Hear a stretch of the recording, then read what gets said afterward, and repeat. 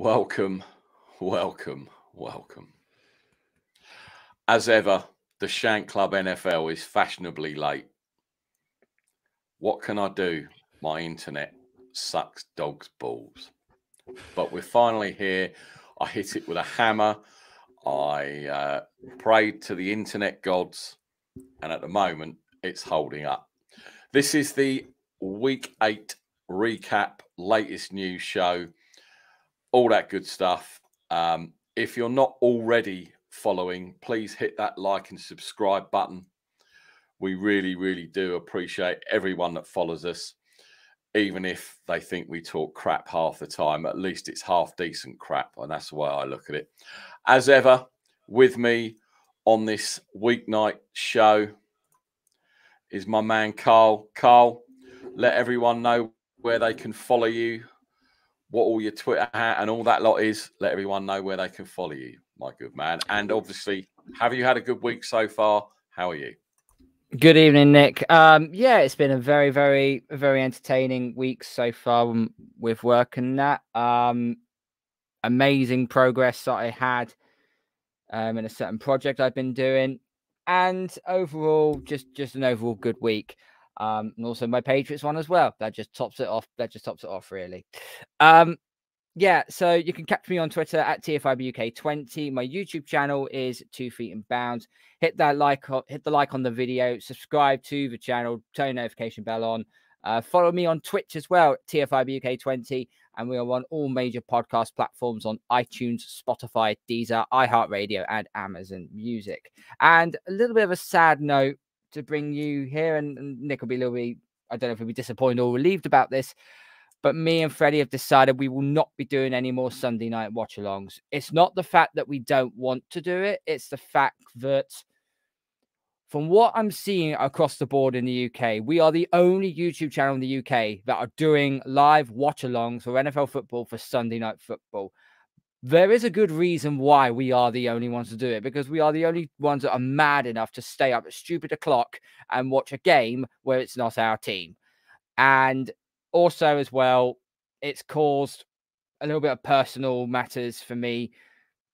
Sleep has become a major issue. I need to get back into a sort of sleeping pattern. So hence the fact why won't be doing Sunday night football anymore. I will try and watch some Sunday night football, but it'll be more likely I will be crashing as soon as the late afternoon games are all done and dusted. We've tried 8 weeks. It's been really good fun, but in the end, it was a challenge that unfortunately we just couldn't overcome. So that's a real shame, because I know you did have a bit of a cult following, but I totally understand it, because I've done 6 p.m. watch-alongs, and 3.5 hours is a long time. Sit there talking about football and talking about plays, and I've only done it for 49er games, and I do appreciate. And I swore I would never do one again, ever, because it's just so draining. I think I did 2. And yeah, it's if you don't get the viewers, you don't get the interaction. And I know sleep as well is a really bad thing, because it obviously then ruins your Monday if you're working. Even if you get 3 hours before you go, and you go to sleep at 8 p.m. here, it is a long slog. So I do, and the first time we did it, I said to Pete, because Pete and I did one, and I was like, fuck that shit. I'm never doing that again. And then the Niners played the Cowboys, and I managed to get some people to come on. And I regretted that even more, because A, they lost, and B, I was fucking annoyed. So I get where you're coming from. It is a shame, because I'm sure, people have enjoyed it, but I mean, if I was just listen, if I was just running a Patriots channel, it wouldn't be so much of an issue, because we would be playing 6 p.m. 9:25 games, and maybe 1 or 2 odd primetime games on Sunday night, Thursday night, and on Monday night. That's fine. I wouldn't have an issue with it. But because we're doing Sunday night football and we're doing every single team, it's just a long slog. It's just a long thing to do. If we was over I've got news for you. the Patriots aren't box office anymore. Hashtag just saying. Sorry, had to put that in. Neither your Niners, but I digress. Listen, last week, my boy lit it up. I scratch your back, you scratch mine, mate. Jimmy G jersey to put on because I've got to tell you a very funny story, Carl. So there's a guy on Twitter that I follow. I'll tell you his name. Hang on a minute. I've just got to, I don't know if I can actually. Yeah, I think I can. His Twitter handle is at JGIZHERE. And he's known as JG. And he runs spaces on there. And I've been the only one defending Jimmy G. And I've been, and with the greatest respect, and also he came at me about Deontay Wilder versus Tyson Fury. Tyson Fury. Well, we all know how that was going to end up. So, well, he didn't, because I had to block him at one point because he was being a right arse hat. And then he put a tweet up where English people were being racist, and he tongue in cheek said, "So I suppose, yeah, no, I agree, Andy, and you need to look after yourself with Conte as the manager of your football team." But that's another story. Hit me up in the comments. Yeah, wrong shape ball. Don't care. So, sorry, I was taken off track by Andy and Spurs. So I've been in there defending Jimmy G, and we got into it about the boxing, and it was this, it was that. And in the end, I thought, fuck it, I've had enough of this clown. Spurs are back. What, back where they belong, down the bottom? Wrong game, Andy, wrong game. And I just thought, fuck it, I've got to block this clown because he's an idiot. And then he apologised. I went on his space again, and I went on one this morning, and people say I'm a Jimmy G homer. There was some geezer on there. I don't know if he was high, pissed, drugged, on cocaine. But he made me look like a simpleton. And the amount of shit this geezer was taking, it was hilarious. Unfortunately, I had to go into work because I said to him, I literally went on there for 2 minutes and I said to this geezer, "Thank you very much for coming on and defending Jimmy more than I ever could. And thank you for and they were teeing off on this guy. And he was like, "Oh, man, you'll never walk alone in England. I know." Blah. And I'm like, fucking hell, I don't want what you're smoking, mate. Because even he was the biggest homer ever. And it was hilarious. But anyway, JG said he was going to tune in. So I've given you a shout out. We buried the hatchet. But unfortunately, your boy Deontay is never, ever, ever going to be champion again. Right, Carl. Do we want to lead with the big story? Do you want to do the little stories, or should we just say fuck it and go for it? Let's just go straight for the home run. Talking of home runs, congratulations to the Atlanta Braves for winning the World Series against the Houston Astros. So well done to them. Let's be honest, though, that's the only thing Atlanta are going to be able to cheer for at least the next 2 years. So you've got to give them their props, I guess. It makes it a lot. It makes it a damn sight easier as well. But okay, we've got to crack on with the start of this because this is just ridiculous. I already spoke about this yesterday on my show with Freddie, and I did go off and run my 6-minute snippet video of talking about Henry Ruggs is on my YouTube channel. So please go check that out. I have retweeted it, by the way, people. So if you are watching and you haven't seen it, look at my timeline. You will see it. Okay, I'm just gonna look. I'm just sorry. Gonna go... Hang on. Time out. You know who has popped up his head? The posh boy with another name. OBJ's not going to the Steelers. Evening, both. I think that's wishful thinking. Good evening. Freddie, how you doing? Are you well? I am very good, thank you. Thankfully, I've heard that you and Carl aren't doing any Sunday night footballs anymore, which is good because my insomnia was just working out perfectly when I started watching you lot. And now you stopped it, so I'm going to be awake again on a Sunday. I'm going to bang the table to have you two back on. No, I'm only messing No, with you. that Shame you're not unfortunately, doing it. unfortunately, We mate, did discuss it. Yeah, I Before carried you it for came three. I carried it for 3 Sunday nights, and Carl just thought, I can't let him carry me for any further, so decided to pull the plug. But as I said, New England and Pittsburgh aren't going to be on Sunday Night Football anytime soon. So no, because we keep winning. Yeah, by the skin of your chinny chin chin. Right, we're going to get into Henry Ruggs. So sorry, Carl, lead with it.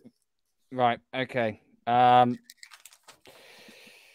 Just going into the detail of what actually happened. On November 2nd at approximately 3:39 a.m., the LVMPD responded to a traffic collision near the intersection of South Rainbow Boulevard and South Spring Valley Parkway involving a Chevrolet Corvette and a Toyota RAV4. Responding officers located the Toyota on fire.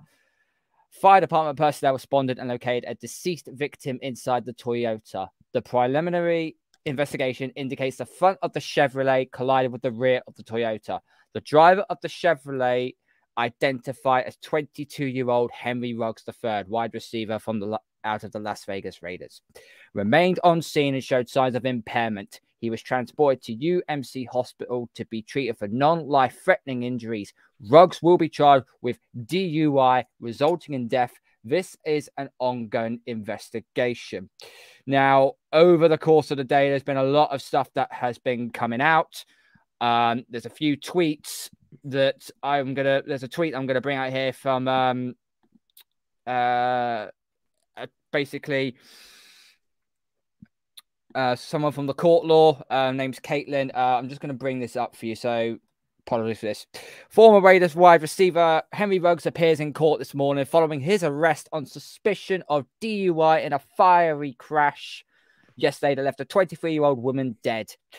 Prosecutors Eric Ballman said Ruggs was traveling at 156 miles an hour about 2 seconds before the crash. He was at 127 miles an hour when airbags got deployed. His blood alcohol level was more than twice the legal limit, and a loaded gun was found in the car, Ballman said. There was also another tweet underneath that, which I didn't want to show on here because it really did upset me. The female that did die in the car, she also had a dog as well, and the dog unfortunately died as well. I have done my ranting and raving already on this because otherwise we're just going to continue to beat the dead horse. While Carl was sharing that screen, I was doing that behind the screen, and no one saw me doing wanker. So, Ruggs, you're a fucking wanker. Now, I'm going to let Freddie speak because I know he is going to be the voice of reason before I lose my shit on this. So, Freddie, what are your... And I've also got some tweets to read off of Twitter from what people had put when the Raiders said that they'd release Ruggs, and some of them are quite frankly baffling. And also, Carl, when you were speaking, for some reason, my iPhone went onto Shazam, which, if you don't know what Shazam is, it helps identify music, and it says, I don't recognize this song. Tap OK to try again. So, Carl, you're not on Shazam. Right, Freddie. Thank God for that. Well, first and foremost, and most importantly, prayers are with the family of the victim. Prayers are also with the family of the girlfriend who was in the car with Henry Ruggs, and also the family of Henry Ruggs as well. It's a horrible, horrible situation. And it's so totally avoidable. That's the frustrating thing I have. The number of cabs there are in Vegas, the number of options of traveling around Vegas without having to drive is just unlimited. And of course, the NFL Players Association have a free service for players to cart them around in these cities. So there was absolutely no excuse to be driving. And now to find out today that he was driving at over 150 miles per hour at double the drink limit is just, frankly, it's mind-blowing. He's thrown away his career. He's ruined a life. and not just the life of this person who's sadly died, but their family and everyone associated with her. I don't know. It's just utter stupidity. And I know both you and Carl will be singing from the same hymn sheet, because you can't really think anything else. He's just a blithering idiot who's in one decision has changed the lives of hundreds of people. So yeah, it's disgusting. He won't be back in the NFL ever soon. He'll be rotting in some jail cell for many years, I hope. Yeah, I haven't got much more to say, really. Yeah, I agree, Freddie. First of all, and sorry, we should have said prayers up to that girl's family. Yeah. Now, in fact, no, I'll let Carl, do you have anything to add before and I'm going to take a very deep breath and I'm then going to go for it. Do you have anything to add to what you've already said, what Freddie said? Obviously, the dust is settling a bit. We're getting more information. Is there anything you want to add? The only thing I'll add to this was we didn't know. We obviously know the female had died, unfortunately. And Henry Ruggs was driving the car inebriated, intoxicated, whichever way you want to put it. Okay, he was over the drive limit. Okay, double over the drink drive limit, as a matter of fact. How the fucking hell can you do 156 mile an hour on a road which is around about 7 miles outside of the Las Vegas Strip? Please, someone explain that to me. Unless that was on a, well, we call it an A road or a motorway. I don't know what they call it. An interstate. Freeway, rather. But I've seen pictures of that. I've seen pictures of the road because someone posted it today. I wouldn't want to do 60, especially on the intersection, just because there was a traffic light bit just before you go over to where the crash happened. And yeah, I wouldn't even want to do 50 coming up to traffic lights, whether they're green or not. So yeah, to me, have you finished? Can I go? Yeah, go for it, buddy. Go for it. Okay. Floor's yours. So, alcohol. He was apparently he was quite close to where his residence is. So we don't know whether he was coming from, going to, whatever. That's no excuse. Smashed out of his fucking head. Ridiculous. In a high-powered supercar with his girlfriend, who apparently now has a really bad arm injury, but obviously we'll find out more about that as it goes on. Henry Ruggs was anti-drink driving.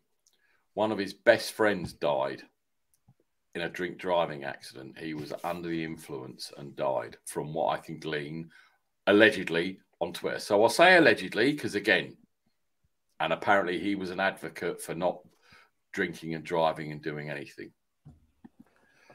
No one knows his mental state. No one knows if he's addicted to alcohol, addicted to binge, anything. There are no excuses. There is no excuse that anybody can use to get behind the wheel of a high-powered car at 3:30 in the morning, fucked off your face, with a handgun or a shot, whatever the fuck that was, in the footwell, and drive like a prick. Why? Why? You're a multi-millionaire sports star. As Freddie has said, all the teams will give you Ubers, hotel rooms, or the NFPLA, whoever it is, because they don't want this stuff happening. But no, he's above all that. Why the fuck? He don't care. He obviously doesn't give a shit. And I don't care if you have mental health problems, and everyone suffers them, everybody does. I have. Everyone knows. 8 months ago, I had a big breakup with Pete, and I really went through the ringer, and I stopped doing this. I didn't speak to him, and it was bad.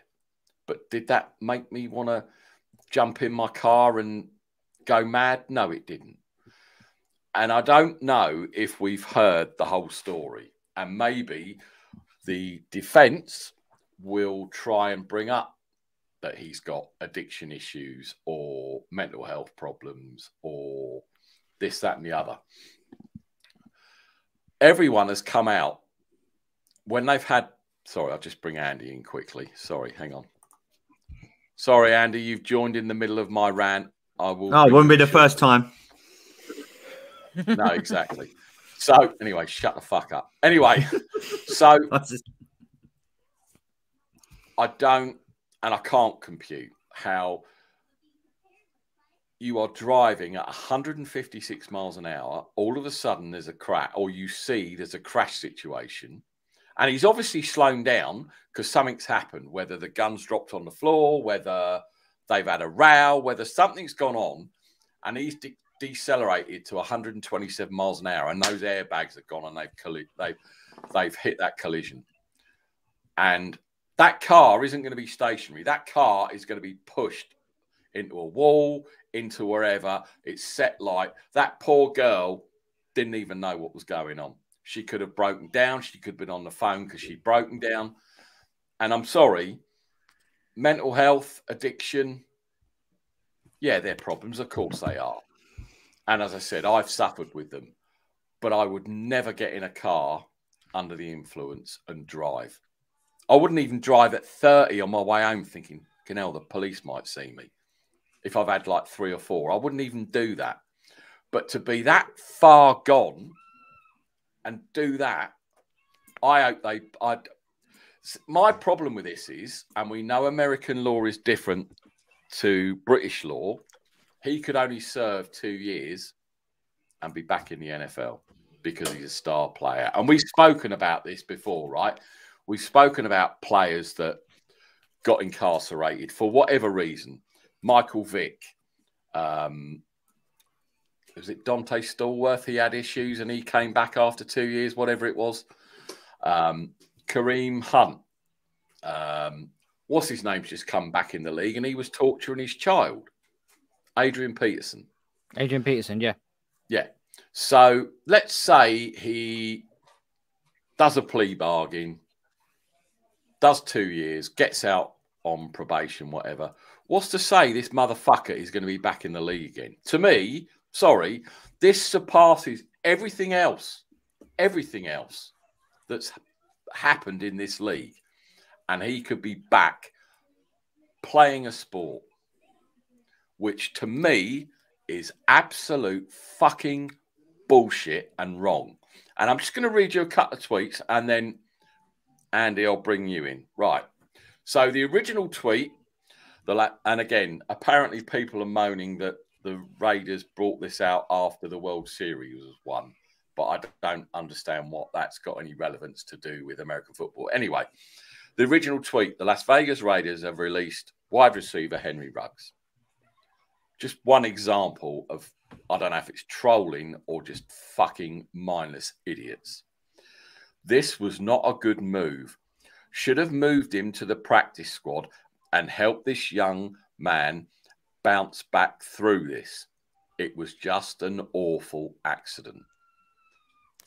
He killed a human. What are you talking about? To help with the mental state, he has to carry that burden around of an accidental death. Super traumatic. How the fuck can that be accidental? How is that accidental? That's not accidental. Ruggs made a choice to get into that car while inebriated. Exactly. And here's that one I was talking about. Ruggs has been on the other side as someone who has lost his best friend to drunk driving, has openly spoke about not drinking and driving. He then gets in a car drunk and kills someone and watch them burn to death. Bit extreme, but we get the point. Bit extreme, yeah. We get the point, yeah. You know, I'm just scrolling through now. drunk driving is not an accident; it's a crime. He's more likely to get a lengthy suspension from the NFL, as well as a possible jail term. I'll say this: I think the jail term that the state law of Nevada actually has for this sort of thing for DUI, it's 2 to 20 years. Exactly. But the thing is, it shouldn't be 2 years. And having a gun, I mean, honestly, I can't. People say these people turn around and say, are defending this arsehat for what he did. How can you defend it? Someone come on here and tell me, how can you defend what he did? What if he'd have done it sober? Does that make it right that he killed someone and he was in a car, but he was sober? No, it doesn't. So that is my rant over. Andy, Carl, Thingy, I need to calm down because my blood is fucking boiling at this present time. So someone else speak. I'm going on mute. I'll let Randy roll in first before I close out. Yeah, to be honest, it took me a while to see the news. I didn't know the complete ins and outs of it, so I read. I've seen obviously you guys have been on Twitter and stuff, and yeah, it's disgusting. You can't. I've seen people defend it and stuff today, and I haven't seen a lot of social media today because I've been at work in the past 48 hours even. But yeah, I've seen people try and say, good luck. We hope you get back into the league, and it blows your mind really. Someone died at the end of the day, and someone's life's gone, and you don't choose to get into a car and drunk drive. And unfortunately, it's the society that it's kind of different. I mean, not an English and American thing, but yeah, like Nick was saying, in 2 years' time, he could very easily be back in the league. I don't think he will personally. I think this kind of, even the, and I'm not dissing, not the American people, but the American justice system, even they hopefully can see this needs to be a good 20 years, 25 years, because, and no football team in their right mind. We had Darius Geis in Washington, and he got found not guilty and still for something not even as close to this, and no one's touching him with a barge pole, so I think I see what Nick's saying, and we have had people, Adrian Peter, we've seen so many NFL players go to prison, come back and do, but for this, what Ruggs did, you're going to struggle to play football again. Maybe if he did come out, he might go on the XFL or something like that. Someone might take him. But my personal opinion is he'll never see a football field ever again. Let's fucking hope so. 100%. I think. Also, people say no, it was just a freak accident, this, that, and the other. Not only has he been done for DUI by death, it's technically manslaughter. It's technically manslaughter. It's borderline murder because you've basically murdered that female of the family that they're never ever going to see again. How do you think they're going to feel? They're hoping that the court and the NFL throw the book at Ruggs, and I hope they do. But here's a bit that really does. You think that's moronic? The situation with Deshaun Watson, all this panning around of Henry Ruggs, he could go down instantly like that. Perfect. There's too much evidence, all this, that, and the other. Yet there's so many cases on Deshaun Watson, yet no one is saying boo to a goose about it. This, whatever Roger Goodell is doing as NFL commissioner, there's something dark and sinister lying behind all this. You don't have to tell me, Carl, I'm a Washington fan. Oh my God! Smoke and mirrors, baby. Smoke and mirrors. Let's not get onto that's why we've still got an owner like we have, because he's been protected by remember, Roger Goodell he's not the commissioner, he's the commissioner, but he works for the owners, and money will always save money.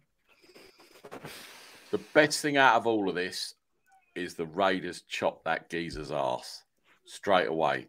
They've released him. Due process and investigations, and they've released him. Some of the things that the defense lawyers are trying to put up as a defense. I mean, I know it's America. I love my American friends, but your justice system is fucked up if he gets off with this somehow. He won't get off. He won't get off. There's too much evidence. He won't get off. There's too much. Right, let's go through the points of this, shall we?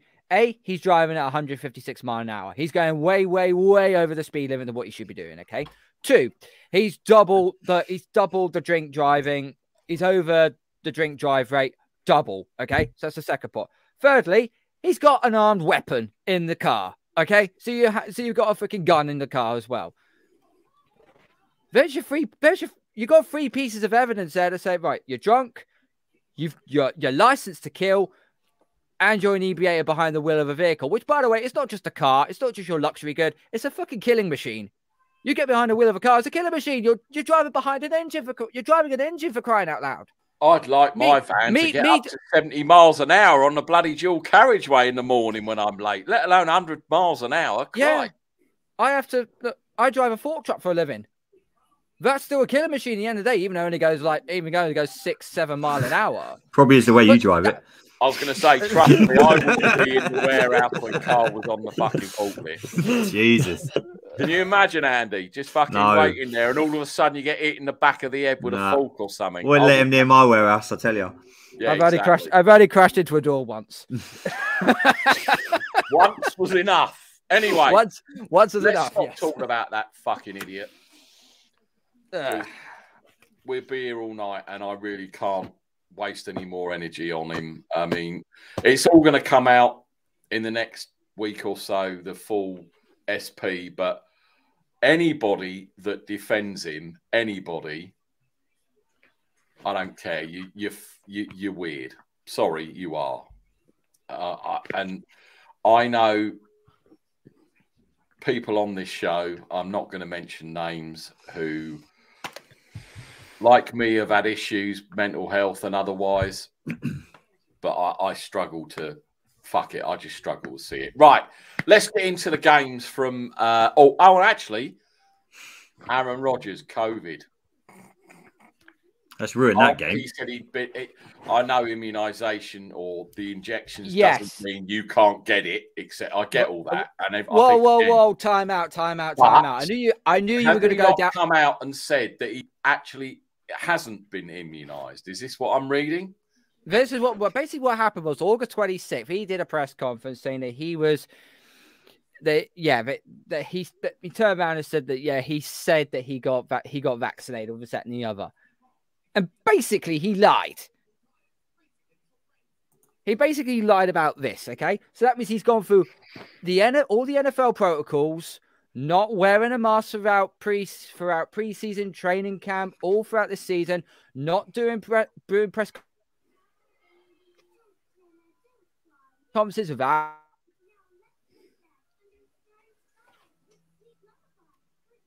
I don't know what happened there. You lied to the internet. You can't blame me. Carl and his hamster running around his wheel internet. Yeah. Go and get Tiddles the hamster to run round a bit faster. Go on, Gerald, keep spinning. I'm trying to run a professional operation here. What's going on? Professional. Right. Come on. You got me, Freddie. Anyway, sorry, Carl. Carry on. Freddie knows. Yeah, so basically he said that he was utilized saying he was vaccinated. That he's basically lied to everyone. He's lied to the NFL. He's lied to his owner. He's lied to his GM. He's lied to the whole all of the Green Bay Packers. Does this not show what an arrogant fucking idiot? 100%. 100%. This is why you can't disrespect Aaron Rodgers on his talent. You can't do that at all because he's one of those talented quarterbacks to ever play in the NFL. Oh, he's a Hoff. He's a Hoff, definitely, 100%. But the way he goes around, how he commands, just how he talks to people, how he believes it's his way or the highway. It just stinks. It just absolutely stinks. And now he's got COVID. And now he's out for a game, potentially against a team like Kansas City, who's, at this minute in time, I'd probably say dead to rights, because that game against the Giants was fucking pathetic. That's the thing that really pisses me off. He chooses to fucking miss this game. That's the most annoying thing, because the Chiefs are on the ropes, man. Mr. Rogers, Mahomey the GOAT, if you are watching, your team are on the fucking ropes. And Aaron Rodgers would have gone in there and absolutely carved your defense up. Yeah, Mahomes might have kept you in it and blah, and all that, but I'm telling you now, you have dodged a bullet, big style. Dodged a massive bullet. If you put any average or any decent QB under center for the Giants and take Daniel Jones out, you know for a damn well fact the Chiefs would have lost that game. Don't say that. Daniel Jones might be coming to us next year. Well, we might trade you Jimmy G for a couple of first-round picks. Go on, dear. you can To have be it. honest, your dear. QB hasn't been doing that bad. Heineke, Nah. let's not talk Nah. about Washington. I've come here for a good time, not a bad time. No, we are going to talk about your team because it's Oh, your Jesus. defense, I think, that's the issue, not so much it. But we'll get into that in a minute. So I think that's. Is there any more? Oh, you wanted to talk about Jameis Winston, didn't you, Carl? It wasn't Jameis Winston. It was Can I talk basically. about Odell Beckham in a minute? We will get onto Odell Beckham Jr. Oh, in yeah. a minute. Okay. What happened? Sorry, I I heard about should read my DMs a bit better than I do because I'm sure that's what you said. Hang on, let me have a look. Right. You sent me Okay. a picture. Right. Chiefs get Basically, lucky again. Hang on. I dread to think what's in them DMs. I'm actually quite. You asked me the itinerary, which yes. I said blah blah blah. Yeah, and I got Blah, something blah, to do blah. with. Then you sent me the thing here. Chiefs get lucky. I must have deleted it. I swear must you have said you wanted to speak about Jameis Winston. Fucking hell. It wasn't James. It wasn't James Winston. Okay, I'll give you this right now. Mike Garafolo sent a tweet out earlier on today. This was regarding Deshaun Watson and all the trade rumors that could have happened at the trade deadline to go to Miami. In the end, it didn't happen. Common sense prevailed, and Tua gets to stay for Miami until. That's what it well, was. Tua I tell you- and Watson. I do apologise. You just that's jogged fine. my old bastard memory. Carry on. That's fine until he gets traded, okay? Mike Garafolo put this tweet out, okay? Hashtag Dolphins GM Chris Greer says the team believes in this. Tua Tagovailoa and was merely checking on Deshaun Watson's availability. Of course, as at Kyle Brandt put it on Good Morning Football this morning, the Chargers and Bengals didn't check on Watson, and that was the tweet he sent. Peter Dadswell, who is a Cincinnati Bengals fan and is a member of Who Day UK, put this tweet out as a retweet to this, okay? As a divorce lawyer, I strongly recommend this approach to one spouse partner. I am committed to our relationship. I was just checking the availability of another. So, this fucking saga between Watson and two of the Miami Dolphins, it's like a fucking episode of the Jeremy Kyle show. It just is. There's so much he said, she said, shit I'd slinging say going it's on here. more And it's like Jerry Springer, where they're all going 2-1, 2-1, and then they cut, and Tua and Deshaun Watson are attacking each other on the stage, and then Steve, the bald bouncer, has to come in and split them up, and then they just. I mean, I've voiced my opinion on Tua, okay, and. He just looks clunky. He doesn't look like he's got the right mechanics, footwork, etc. They limit him quite a lot. And it's all right for Flores to come out, oh, he's the QB, he's this, that, and the other. But it wouldn't surprise me if all this shit blows under the carpet with Watson. And I mean, it must be a fucking great carpet, like that high, to sweep everything away. And he's cleared to play, whatever. Can I see it? Thing is, no one wanted to take a chance on him with all this shit that's going on, right, with him. If there wasn't any of this crap going on, 30 teams would have at least inquired what they wanted. And I believe that Miami inquired and they said they wanted 3 first-round picks. I think any team that has got a talented QB like that, putting his massage parlor exploits apart, would probably demand that for a player like that, right? But to demand that when he's got this shit hanging over him, I think is a bit fucking rich. And that's the whole thing on this smoke and mirrors conspiracy, whatever you want to call it. I don't get is why people, and we spoke about this, Carl, right? We spoke about it quite a lot. Why would anybody risk all those picks for it to fucking blow up in their faces because of these court cases? Anyone would be stupid to trade for Deshaun Watson in this current climate. Andy would, and Washington. I know what you're going to ask me. Would you put it past Washington to try and do a trade? Nick, honestly, we're probably the perfect team for him. Look at all the shenanigans that go on with us. Oh my God, we've got Dan Snyder as our owner. Say no more. We're probably we'd probably have lawyers he'd probably roll out the red carpet from our lawyers. It'd be welcomed with open arms. But well, it keeps him in business at probably $150 an hour. Yeah, we do need a QB. So there was a lot of talk that Tua was going to come as part of this deal to Washington. And obviously then there was rumors circling, big rumors. I spoke to someone fairly high up in the Washington organization. That's what you mean, the geezer that cleans the bogs? Yeah, I know. Yeah, exactly. Yeah. But I think we would have. I think we would have. I think we would have, if we could have got Watson. I think we would have, in all seriousness. And I think we would have just rode our luck because we're in that much of a shit show. The thing is, and the thing I don't get right is if he'd have been traded to any team with these, because he's been left out and it's always, non-playing injury or whatever they call it. As soon as a team traded for him, he would automatically go on the commissioner's exempt list. So he couldn't play anyway. No. And if you trade, you only trade, from what I understand, because obviously the Niners traded for that wide receiver who's really good and we let him go and we shouldn't have done. He's now plays for, I saw him the other night, the Bills, possibly. I can't think of his bloody name. But anyway. Manuel Sanders.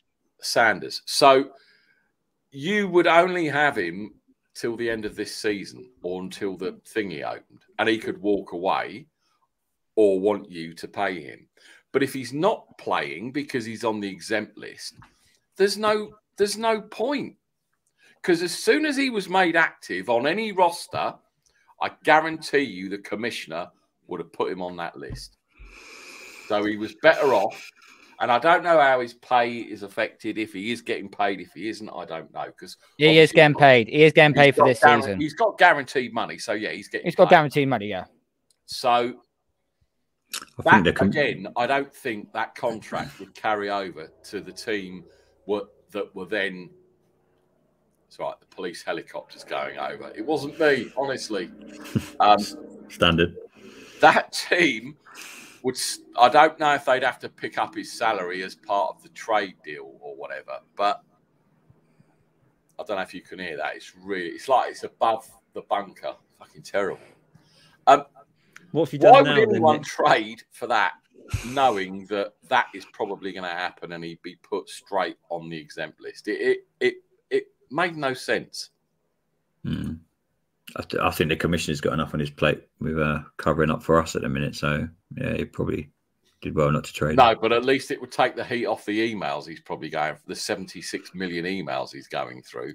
Yeah, it will be a nice distraction from him going through seeing N-words and this word and that word. And he touched me up doing this when I was doing this and filling up the water thing. Sure, we're not just back in your DMs again. That definitely wasn't in my but you get the point. There's no way he would become active on a roster, would he, no Freddie? Chance. I mean, let's say the Steelers traded for him. Or New England or whoever. There's no way he would be on the active roster the day after the trade. No, not until these allegations are sorted in any way. No. Apparently, Roger Goodell didn't put him on the commission exempt list because apparently there was not enough evidence for that to happen. We got 22 counts of sexual conduct on your name. What the hell? And do you know what? That sums up. If that was and I've said it, if that was an offensive lineman like me, a fat fucker, all he did was block, that he would have fucking thrown a book at him and fucked him off. Yeah, fuck you. You Deshaun can't. Watson is one of the faces of the NFL. Same as it was Mahomes that got in trouble or someone else got in trouble. They can't let their faces be associated with bullshit. But if you're an offensive lineman or you're a third string defensive back, exempt list, see you later. That's it. Game over. It's bullshit. And I really wish I could get my head around why the NFL protect these people. Dude, you don't. Let me. If you get a chance, I promise you, go and listen. Don't plug your own stuff on here because I can't.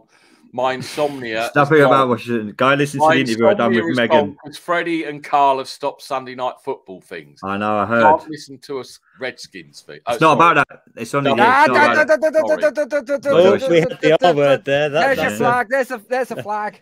Go and listen to the interview we done with Megan. She's directly involved in everything that's going on. It's all going through with Congress. Do me a favor. Can you retweet it or DM it a link? I'll have a listen. Definitely. I mean, honestly, probably the hardest podcast I've ever recorded in my life. Wow. Honestly, some of the things she told us in that, obviously, while we're talking about what you don't have to listen to it, I'm just saying, but some of the things that we were told in that interview about what went on behind the scenes in Washington. So honestly, she was directly involved. She was there. Yeah, she was there. She was one. She worked in the front office. 100%. Send it to me. I'll listen to it. I'll retweet it. Yeah, I'll send it. I'll drop it to you. Yeah, because I am, and you obviously, Andy, you're invested in WTF, and us as outsiders, unless we see or hear things that are going on, we probably don't appreciate the shit that's going on. Yeah. And again, Dan Snyder, he's an owner. He's got power. And as you said, so sometimes owners do get forced out for whatever reason. The guy in it's not Tennessee, Carolina got forced out, and they tore his statue down. And I can't even remember the geezer's name. Was it Tapper? Prick. But anyway. Again, because wasn't something to do with your team very friendly with Trump, or wasn't he the ambassador to London or something? Washington? Yeah. Not that I know Trump. Oh, sorry, it was the Jets. Sorry. Apologies, it was the Jets. But it makes you wonder how these, apart from obviously money, I mean, do we really think the NFL is that corrupt? Yes. Every that's it. Not just every business, every sort of sporting governing body. I mean, you only have to look at what FIFA did during the process of the World Cup in 2018 and 2022. And look who them two are on trial now, aren't they? Yeah. They're still on trial. In Switzerland, which is a neutral country, and it's a very nice area, they're going on trial to. Just saying. They're not in some shitty Italian court in the middle of some fucking backwater. I don't know if you've seen where they're going on trial, but it's beautiful. This place in Switzerland is like, even I would go to trial there. And they're going to get their knuckles wrapped, and they're going to get fined. So fucking what? They ain't going to get put in prison. They won't get put in prison. Because FIFA, and I still think it's probably corrupt now. And I know it definitely is. Yeah, it definitely because this is American football. But those two motherfuckers were on the make for years, and they stashed all that dough away under a dog's name. Sorry, Harry Redknapp, if you're watching, and all that shit. Sure he is. Exactly. Well, he knows you're on here, Andy, and you're a Suds fan. Damn straight. You get my meaning, right? Yeah. They've squirreled all that money away, so they get a $2 million fine. It's all right. All of a sudden, $2 million will be paid by a hedge fund or some fake thing. They're not going to put Blatter and the other Platini in prison. Of course they're not. Dan Snyder's the same, though. You think about if Dan Snyder goes down, you think how many, the New England Patriots guy, my God, he's gone. The Dallas Cowboys guy, he's gone. You know, Jerry Jones, they're all. So Roger Goodell is obviously he's the commissioner, but he works for these owners, and you know that's why. Yeah, but you see, you've mentioned all those quality people, and that just, you know, no disrespect, Carl, to Patriots. How the fuck did he not get indicted? Because of Roger Goodell. Yeah, Money. you know, and I know I keep bringing it up and taking the piss, but Big Ben should have been done. And he didn't. He bought silence. So that just shows you how bad things are. And all of this stuff that's come up recently with the emails and, you know, Gruden going and what have you, I honestly think that's just scratching at the surface. And people are now starting to shit themselves in case the bomb explodes. Especially Goodell. Let's say... I mean, I don't know if Jed York's done anything wrong, and I would never say that. But all of these owners that have been around a long time in this little boys' club, all of a sudden, if it all gets exposed, there is no NFL. So we know the answer, right? It's not getting exposed. It won't do. There's no way it can do. Because as a product, the NFL is dead. Because all of a sudden, let's say even 5 owners are exposed and get kicked out. Where are you going to find 5 billionaires overnight to come in, be approved, and take the teams over? And then how do we know they're not Goodell's mates or the NFL's mates or something to carry on the deception and the deceit? I mean, it's ridiculous when you dive into it. It's just crazy, absolutely crazy. It's jobs for the boys, really, and it's the biggest jobs for the boys club probably on the planet, like after FIFA, I'd say. You know what I mean? And like Carl knows, you know, he's been a Patriots fan, what's gone on there in the past and how that's all been swept under the carpet. And Dan Snyder will get away with it. He's been 20 years of been doing it, and honestly, once you hear Megan's interview, your mind will change like that, and you will be like, how is this guy is still in a job? It will shock you. What's the perception of, or what if you did a poll of WTF fans? How many would want him gone? 100%. Without a shadow of a doubt. No question. Irrespective of who came in or what would happen. No question. Rather the team, well, this is going to sound stupid, the team disappeared, or you had another owner that then could be just a shut. I'm interested because I don't follow it that closely. Yeah, no, it's a good question. I think there's talk of Jeff Bezos coming in and taking over because he's quite in with the guys at FedEx apparently, and obviously they had the whole sponsorship thing going on with the name. But I think 100% of fans want him gone. Everything that they've done recently is a smokescreen, whether it be the shambles that was retiring Sean Taylor's jersey, which was an absolute farce.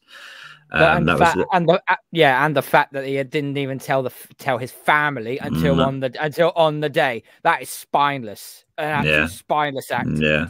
Well, there's talk that they were told 4 days before. They were actually, half of that point's right, Carl. They were told to come to DC 4 days before, and apparently the day before, the night before, whatever it was, 2 days before, they said that we're going to retire your son's jersey, blah blah blah.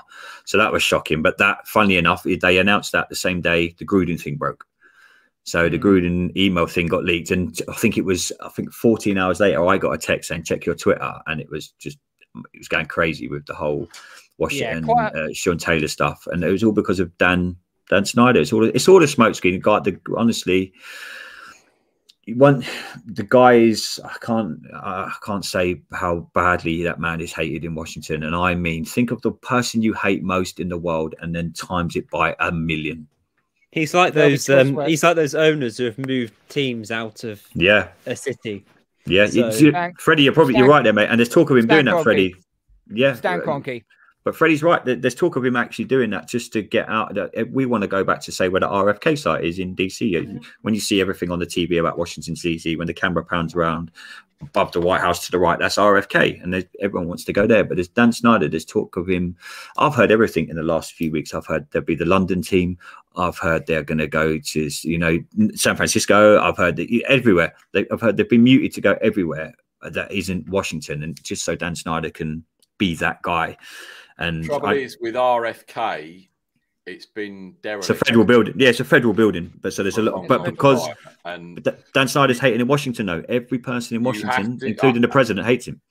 The way I understand, you have to get the city to buy into it because you're in Maryland at the moment, right? Yeah, we interviewed a councillor that's part to do with it, and she told us all the ins and outs of it, and she was like, "Yeah, it's hard to do. It is doable, but it's on federal land, so it's very, very. It's a bit like saying you wanted to knock down flipping the Houses of Parliament and put in the Wembley Stadium there. It's like it's not happening." Is this one of your friends? Scott. Yeah, Scotty. Scotty's a good lad. The thing is, yeah, all this about Washington. Look, I feel sorry for you. I feel sorry for the fans because all they want to see is a product on the field and an organization that's actually going in the right direction. Last year, you was going in the right direction. You won. Okay, you won the NFC East. You had a wild card game. You're Taylor Heineke. I know you don't want to bring up the guy's name, but he had the best. He had a better QBR than Aaron Rodgers, Drew Brees, and Patrick Mahomes during that Super Bowl run for Brady. That defense, that front seven, looked amazingly good. Looked amazingly brilliant. So I thought, this may be a turn of phrase for Washington. You get to this season, and it's gone a bit pear-shaped. I'm being polite here. Yeah, it's been very polite. Cheers, mate, yeah. It's gone a bit pear-shaped. And now all this has just come out of Ben, and everyone... It's like getting yourself out of mud and then going straight into quicksand. I mean, what the hell? I mean, there are places the NFL could locate another team to. I've heard Toronto is a place because Toronto's an easier place to go. San Antonio Commanders that were in the Alliance of American Football before that went fucking tits up. They've got a good opportunity to go to a franchise. St. Louis as well. You know, I feel like they've been freaking short-handed when Gwen Kroenke ripped them apart and sent them to... I prefer that. Stonk Kroenke. Moved them to LA and all that. But, you know, the only other team I can recall having any sort of turmoil like this really properly, and I was only just born by then, and that was the Houston Oilers. Yeah. During back in the early years when Bud Adams, I think they went through 6-7 years of reaching the playoffs, but never getting over the hump. And then he actually shut them all down one year. I think it was 93 and said, this is the final year. You better go and win a championship because the salary cap was absolutely, there was no salary cap there. Salary cap was starting in 94, I believe, 94, 95. So they weren't prepared for it. And in the end, they moved to Tennessee, but they left so much bad blood in the wake with Houston fans. And in the end, they stopped giving a fuck. And that is exactly what I'm seeing with Washington right now. Your attendance levels has dropped so much that the fans are tired of all the shit that Dan Snyder is doing right now. And now it's just wash, rinse, repeat, wash, rinse, repeat. Yeah. I feel sorry for the WFT. I really, really do feel sorry for Washington. Yeah, it's hard times at the minute, but on the field, off the field, we're just, you know, a lot of people. It's hard being a Washington fan because you are pretty much the laughing stock of the league. No one comes to your games to watch. You haven't got a very good product on the field. Off the field is just, I know every NFL team has their problems, but off the field we are an absolute joke. To be honest, I'd rather be a WTF fan than a Jags fan because the Jags are perennial fuckwits. And but the Lions are playing with heart and determination, and but the Lions haven't. But you see the Lions. Everybody knows the Ford family couldn't give a shit about the Lions. They haven't for 20 years. I don't know, 15, 20 years. They haven't given a shit. And the biggest problem with that and the Jags is I honestly think Shahid Khan gives a shit about the Jags, but he's probably ill-advised with some of the things he does. Do you think they'll be the London Jags one day, Nick? I fucking hope not. I fucking hope not. And I would lobby, and we spoke about this about 2 weeks ago, Andy. the NFL, an NFL franchise in the UK would not work. Unless you're bringing over the London Chiefs in their entirety, or the London Ravens, or whoever, a top team, it would not work. It couldn't work. It wouldn't survive. You imagine WTF or the Jags coming over, and you, as a Washington fan, add up the cost of going to see 8 games a season at Tottenham or Wembley, getting a season ticket, buying this, buying that, and they are, and even for you, Andy, and I think even if it was the Niners, the gloss would wear off for me if they would, if they weren't any good, and that's the reason why it wouldn't surprise me if it was the Jags. Not that I don't think Washington would be allowed to move from Washington, as in within that area, purely because they are the nation's capital team. As daft as, could you ever see the Giants or the Jets move to, fuck knows, Wisconsin or somewhere? It just wouldn't. It wouldn't happen. Well, to be fair, the Giants and the Jets share a stadium. So yes, to be in honest, the Meadowlands, which is New Jersey. Yes, I know that. You don't have to tell me how to suck eggs. But my point is, it's still in the New York tri-state area. New Jersey. And that's for you, Izzy, if you're watching. New Jersey. Yeah. But it just wouldn't, an NFL team in the UK, even as an expansion team, you imagine trying to sell? I mean, it's easy to sell out 2 games, 3 games, even if the product isn't that great. And the product this year wasn't great. 8 games. And the one thing you haven't mentioned is it's 8 games of the same team too. Well, it's not like you're watching 8. It's not like what we have now, where we have 3 or 4 of the different 8 teams, games with different fans. And the other thing you've got to mention is that a large majority of people don't come from England either. They come from either Scotland, the rest of the UK, or even mainland Europe. So, and you're not going to get like when the LA Rams moved back and San Diego Chargers moved to LA. And I know not many Chargers fans are in the stadium when the Chargers play at home. But can you imagine people commuting over if the LA Chargers moved over here, for instance, to be the home team? It just wouldn't work. I mean, I used to really think that it could work and I'd love it. But the teams that would move here would just make it absolutely shocking to watch. And you just can't, you can watch a bit of it.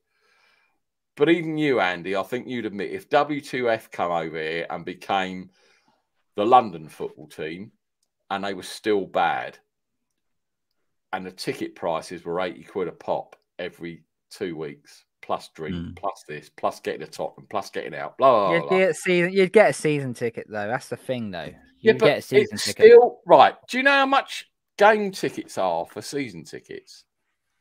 You have to commit. And wherever your seats are, they are like, I mean, someone in the Niners was telling me nosebleed season tickets are $220 a pop. $220. I nearly bought a Washington one this year. The only thing I make a point of that is obviously because when I went to see Jets Falcons in London earlier on this year, me and my mate, we were literally near up in the top row. We were nearly up in the gods. But we could still see all of the view of the picture and all the view of what the game was going on. The views I've seen, and I've never been to Spurs because I won't go there because it's a bitch to get in and out of, and I prefer Wembley. I don't think there was a bad seat in the house. And that's the thing where Spurs ground, because it's obviously NFL made, if you like, where Wembley's a bit different. There isn't a bad seat in the house in Tottenham. That's fair enough. But you're still, again, it's all right paying 80 quid for a half decent seat, blah, blah, blah, or 40 quid, whatever it was. But if a team comes over here, those prices are going up because Spurs have got to recruit money, and so has the NFL. And I just can't see it working. And honestly, if the Niners relocated, I'd give it a season. Where would I find 1,200 quid? Fuck knows, but I'd have to somehow because I want to see my team. But if the team isn't any good, what is the point? What is the point? Just leave it as it is, 4 games, and have hopefully decent teams come over and just leave it at that. I can't, honestly, I just can't. I think it's pie in the sky. And if it does get done, it's because it's been forced by the Shield and not by anyone else and not by the teams. They'll say to whoever, here's $20 gazillion billion, you're now in London and we will subsidise you for all that time. And they'll lose the fan base because the fan base won't come over here. There's no way. No, agreed. Anyway, enough of Let's this. talk about the big news of the day. Nathan Peterman's Plymouth Argyle won a game. Nathan Peterman's just been signed to the Raiders practice squad, so all good news today. Hang on, so we got released, Yeah. and then we signed to the practice. Then got Yeah. signed to the practice squad.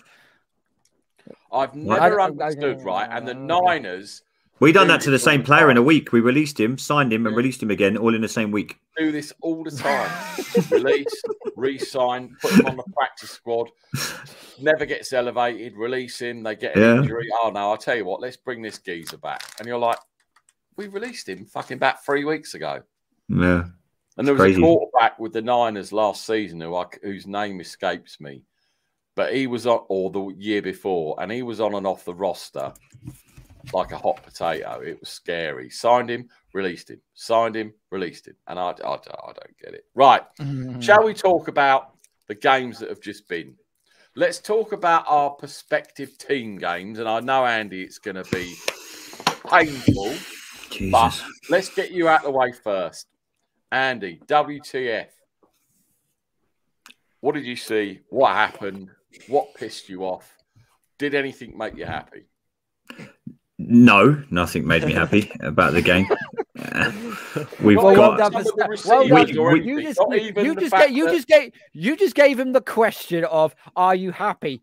No, of course you're not happy. We had a kicker. I haven't seen 3 blocked field goals in a season. I saw them in one game. He was working. We've got a kicker who was working for UPS 2 weeks ago. We've got a quarterback who was stacking groceries 18 months ago. We are literally like a Sunday league team.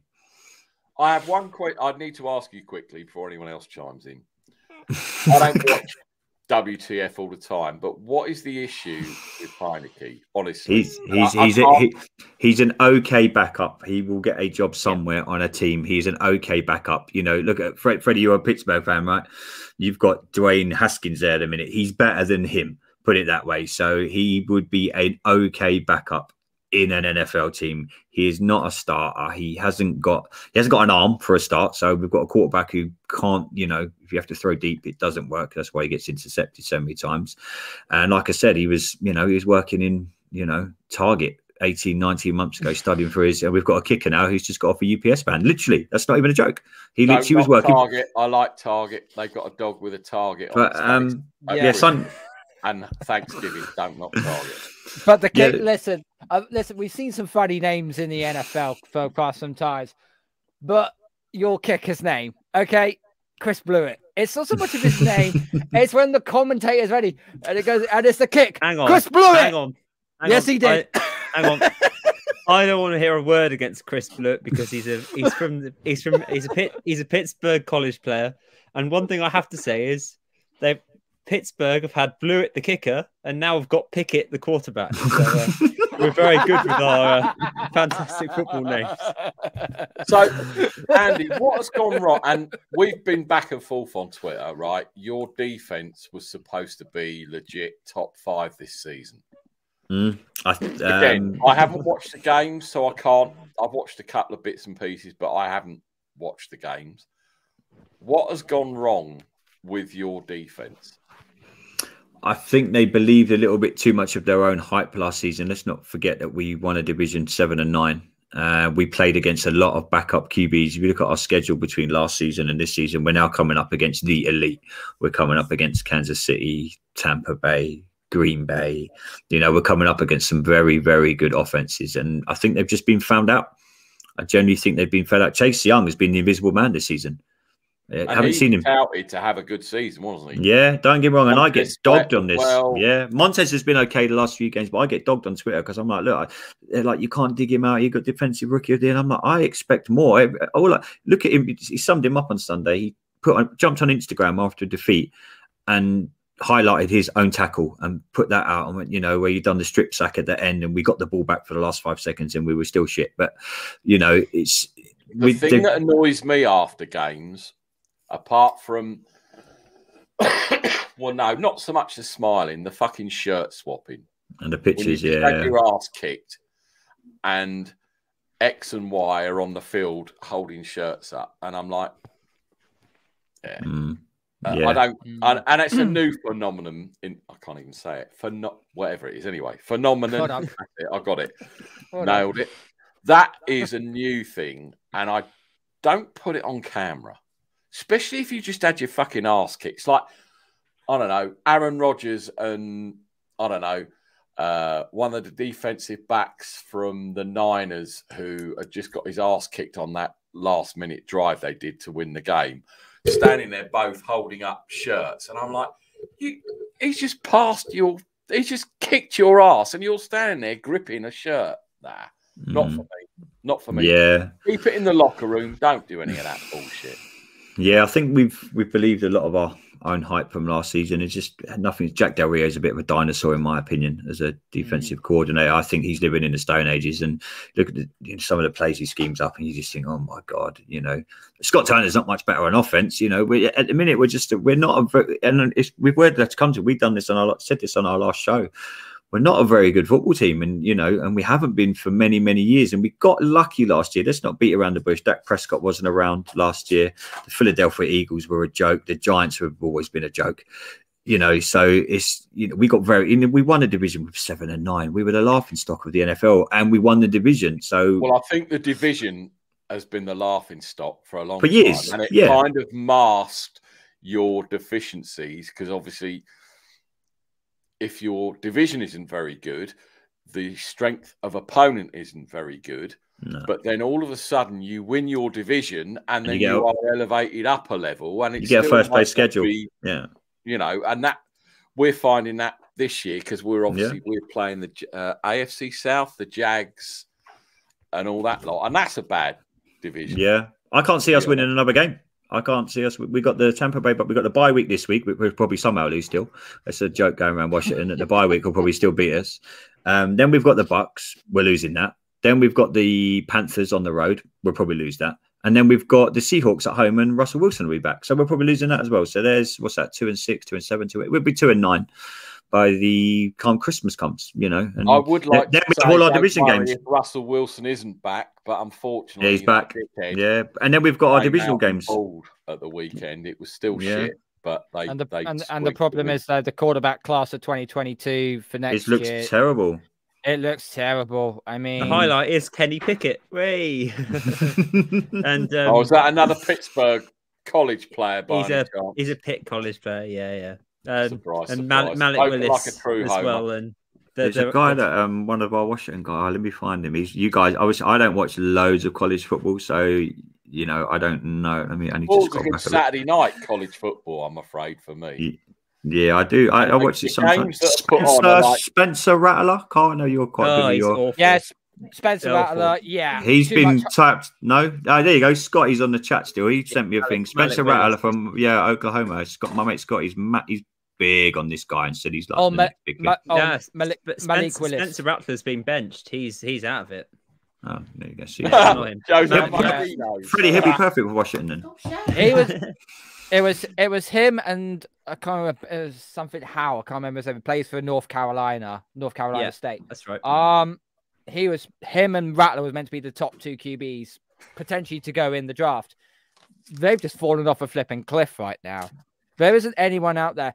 I'll guarantee you this right now. The first overall pick is going to be defensive. It's going to be the defensive end out of Oregon.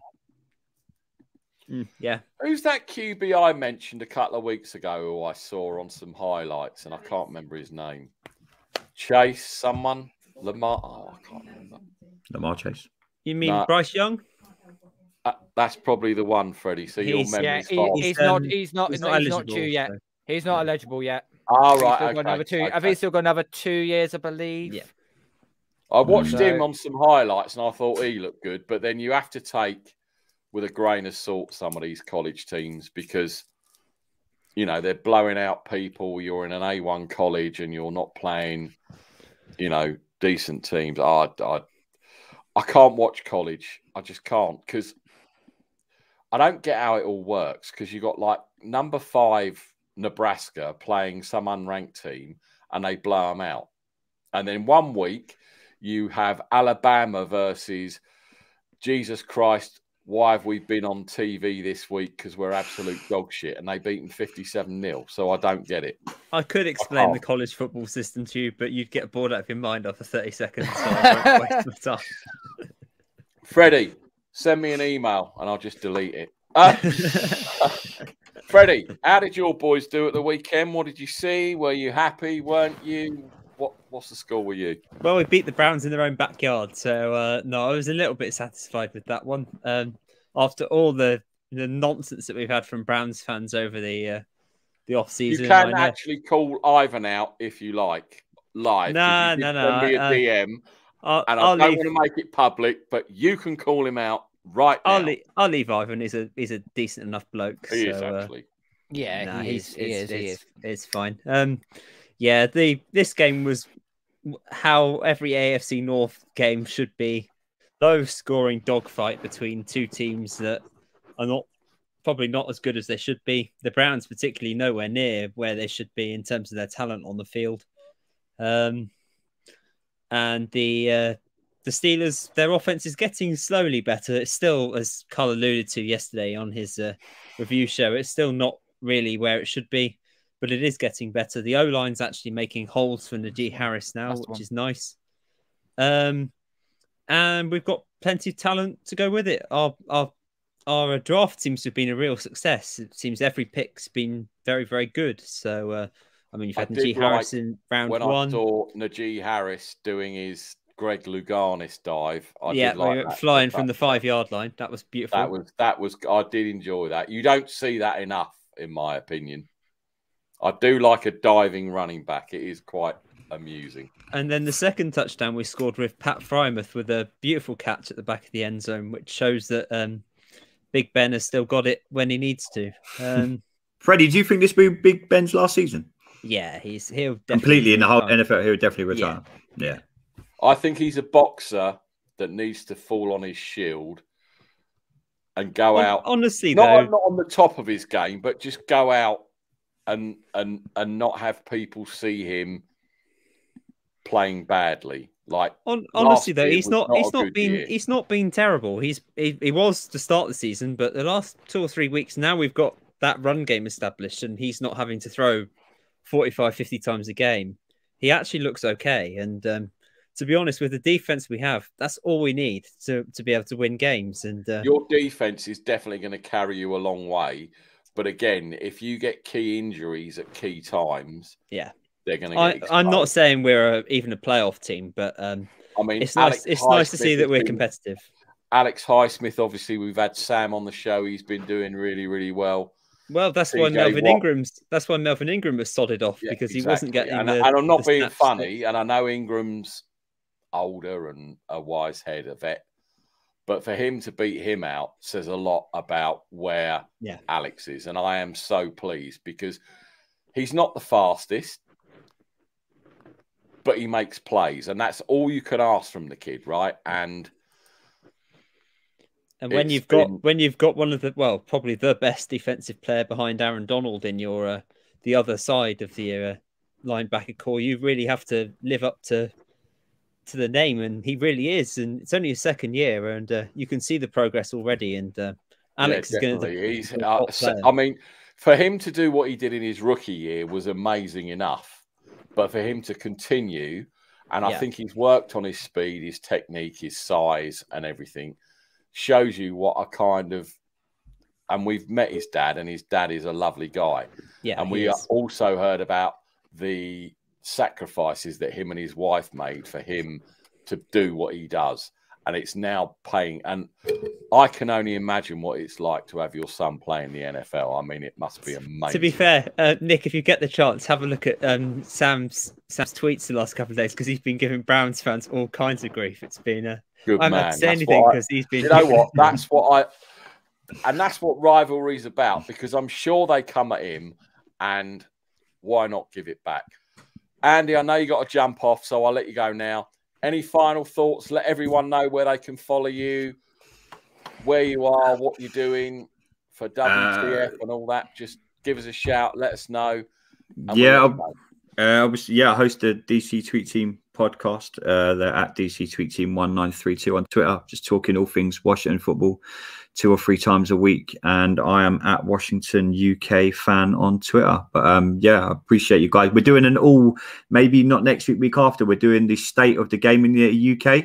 So Freddie, just follow me on Twitter, mate. I'll get you involved as well, buddy. We're doing like a big podcast thing for all the UK guys. So I'm definitely going to get you guys on, and we're going to do a whole UK talk. We're going to be a live thing or recorded? We'll probably record it and then we'll just put it out. So I'll message you all. We'll sort out schedules and stuff. Let me know, and if I can do it, of course I'll jump on and do it. Lovely. Keep up the great work, though, man. Appreciate you coming on. Down with Spurs.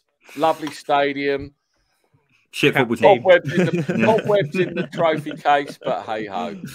Appreciate it, guys. Keep up the good work, man. No worries. Take care, guys. Take care, brother. Cheers. See you, Andy. Take care, lads. Thanks for coming on. Appreciate you. Oh.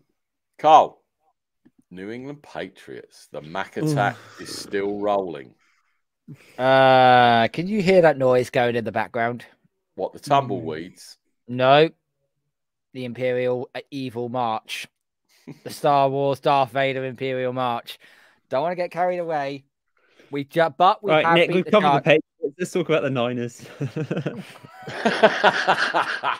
No, that's coming. That's coming. Not yet. But carry on.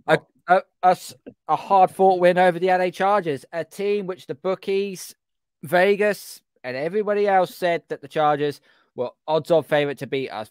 I was expecting in the preseason, we saw these matchups. I thought, the Chargers game, we'll probably lose that game. Herbert's coming off a fantastic rookie season. They'll get Derwin James back on defense, and I don't think we'll survive this one. Mac Jones didn't have his best game, 18 of 35, but our defense was absolutely amazing all throughout that game. The pick 6 for Adrian Phillips took back to the house. That was a game changer for me in how strong this team is. The running game was great. Damian Harris had an absolute outstanding game as always. And when we were up by a touchdown and Mac Jones had the ball very, very late in the fourth quarter, these are the sort of quarterbacks that you need as your franchise to either win a game-winning touchdown or to ice the game in a certain way. Mac Jones went down the length of the field, got us at the field goal range. Nick Folk done the rest. We were up by 10 points, and we basically had it in the bag. Yes, the Chargers got a last-second touchdown, but they couldn't recover the onside kick. 4-4, and the way our schedule is right now, we've got some favorable matchups now. Because you look at, we're on the road to the Panthers. They blow hot and cold all the time. We're then at home to the Cleveland Browns, who right now are in a bit of disarray right now regarding what's happening with Odell Beckham Jr. and Baker Mayfield. We're then on the road to the Atlanta Falcons. We usually have our way with them anyway. Yeah. And then we have a home matchup against Tennessee, who don't have Derrick Henry anymore. We've got a good stretch of games there, which we could win probably at minimum, probably with 3 of the next 4. I was really disappointed that Nick Folk didn't trip over his Zimmer frame when he was trying to take kicks, I have to say. He's pretty much nearly the number 1 kick. He's almost the number 1 kicker in the NFL currently. I think he's ranked in the top 5 at the minute because of all the points that he's been putting through for us. But it was great to see. Our rookie class has been up and down at best. But Christian Barmore, defensive tackle we took out of Alabama in the second round. Oh boy, was he a steal, because he has just been making play after play on stuffing the run on the defensive line. Been absolutely outstanding. One thing you can say quickly, I know, on there, go on. that going back to the college conversation, is that look at how many fantastic Bama players have come out of this draft, and you think then that how strong that college team is, and it does make quarterbacks look somewhat better than they are. But in the case of Mac Jones, he's come into this league, gone right into the correct system. He wouldn't have been as much of a success anywhere else, and has got better and better, and he's actually fit that Belichick system perfectly. And it also goes to show you how strong that friendship is between Saban and Belichick. Oh, huge. It's massively, it's unprecedented. But yeah, Mac Jones is, I'm liking the kid more and more. Every game I'm watching him, it's just his quick reads, his decision making. It's been spot on.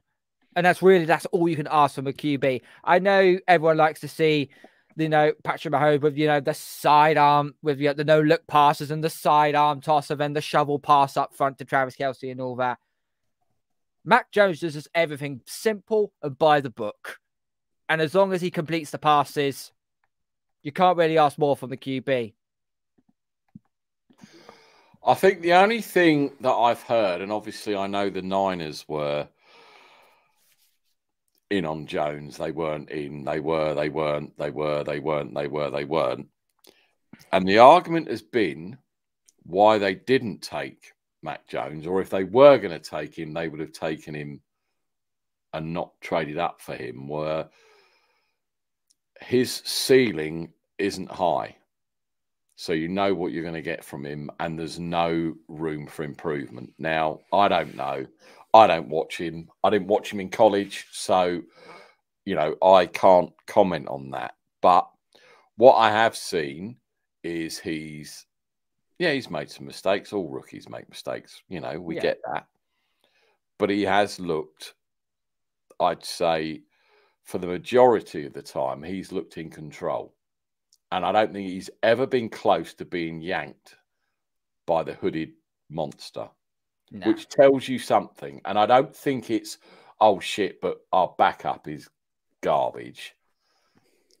Because anyone can pull a starter if it's not working well. And he has had bumps in the road. I think we'll all agree. But my thing was with that, they all said that his ceiling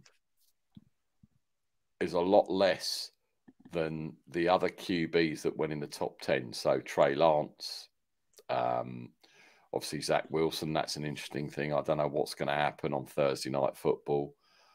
Mike White is starting. I mean, he absolutely went completely berserk, and doing a Philly special was hilarious on that 2-point. Oh, that was what my name was going to be. It was going to be Mike White MVP. I forgot. Damn it. he can he do it again? I don't know. The Colts defense. They won't turn their back on Zach Wilson. Let's be real. The Colts defense is better than the Bengals defense. But when you saw that, and I mean that was one of the biggest shocks of the week for me.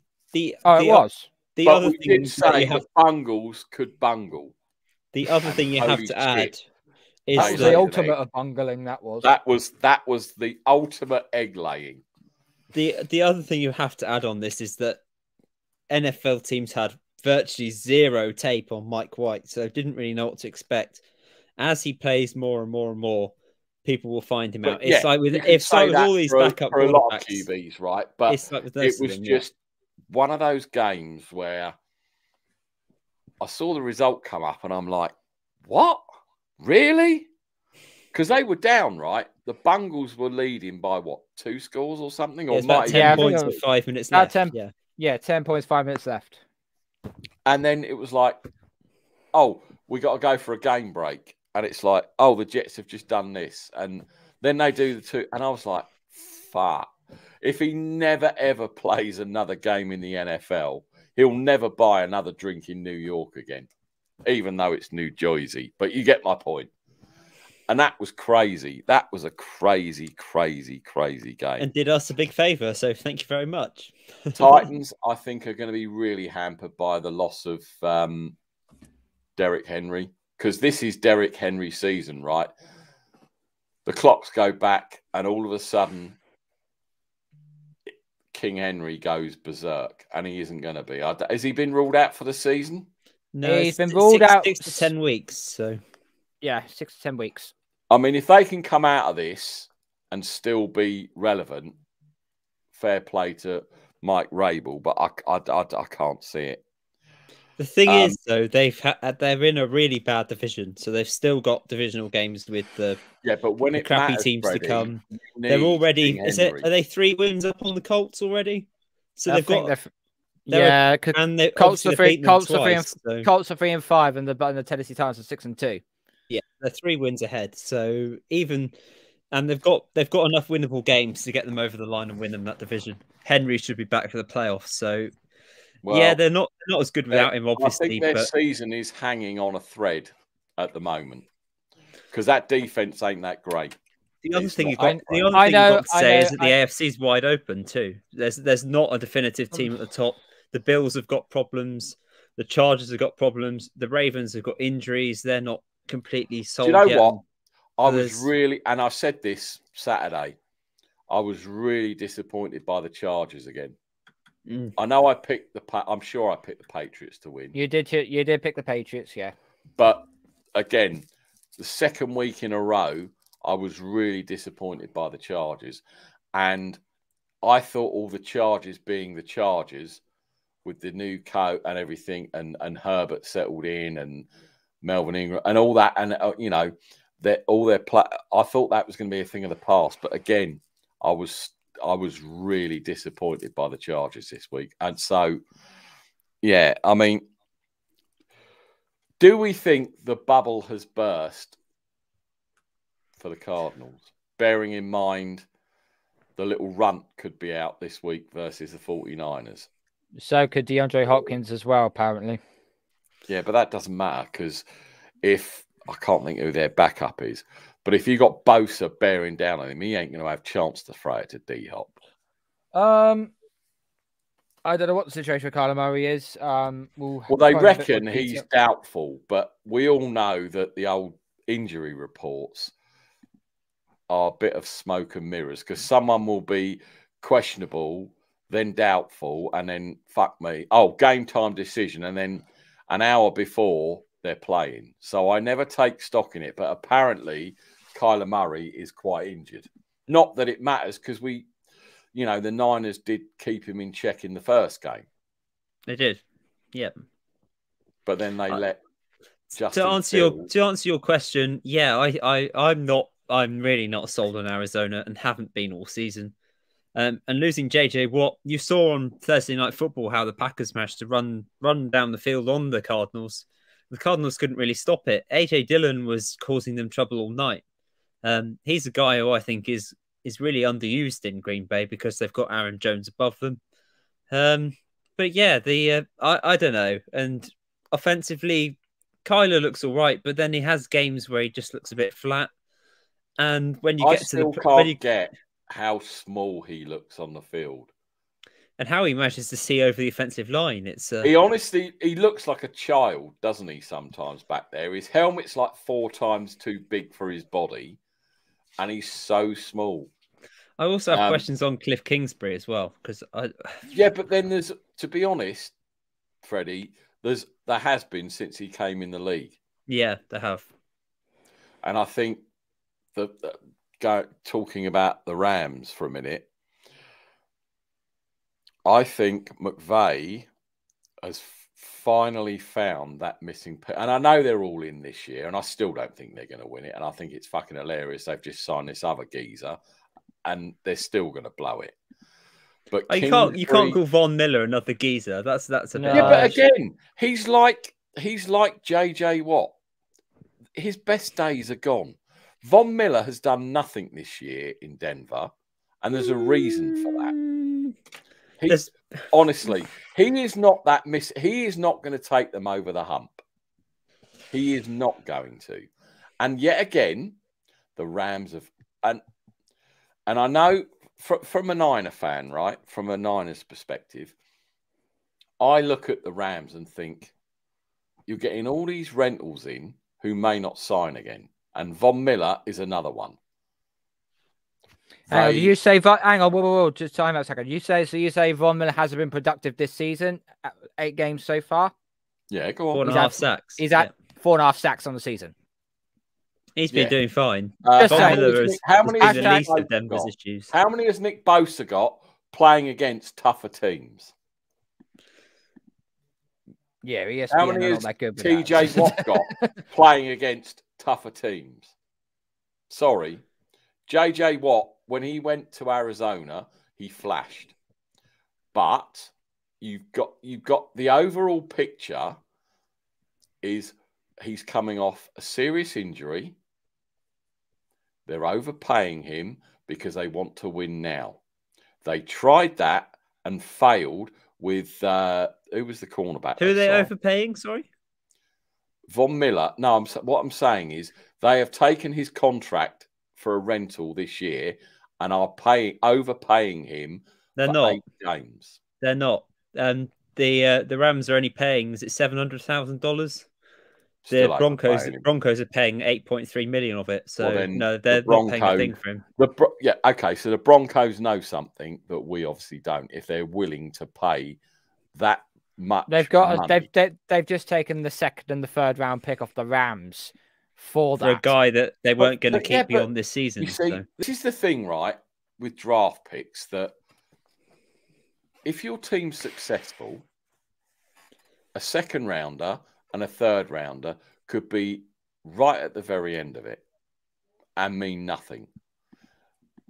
And I don't know what, the Rams kind of annoy me because they don't give a shit about 1st round picks or 2nd round picks.